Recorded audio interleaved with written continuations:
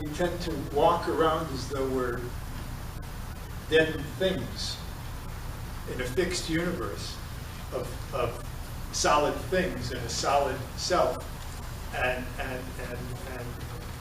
we look for pleasure, we look for excitement, we look for enthusiasm, we look for, because we want to feel alive. Well, what if we recognize that we were living? What if we were to consider feeling the aliveness that is our nature? What if we were to consider the possibility that our self is never established once and for all? That we're always emergent? And what would that feel like? What would that feel like? What would we be like if we were dynamically alive and completely open? What would that be like? What would that feel like? So what you're suggesting is useful, and it keeps in place some kind of dichotomy, polarity, and it cuts us off from.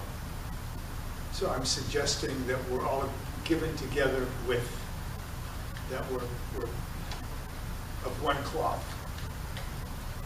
that we're all experiences are woven of the same fabric, the same fibers,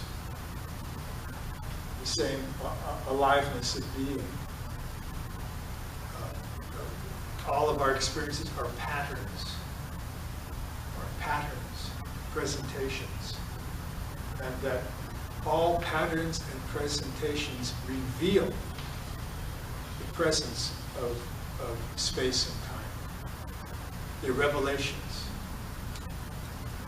All appearances are revelations of an open condition, of a dynamic presence that's fully alive. It's that kind of vision to enter, to be part of the field. So, for example, it's one of the reasons that we like to be in nature, because when we're in nature, we lose our separate self. We become absorbed in a larger dimension. That's all I'm talking about, is being absorbed in a larger dimension that's allowing and enabling all ordinary experiences. Any act of absorption. We have some people here who are artists. We get absorbed in the art. We have people here who are musicians, who are absorbed in the music. We have people here who are psychotherapists who can get absorbed in the experience of the other. It's the absorption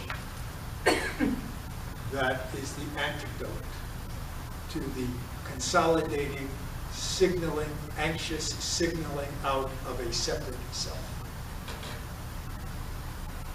To relax that tendency to have this anxious signaling out of a self that's separate, to be able to relax that so that one might enjoy a sense of full emergence and participation in a larger unit, in a larger whole.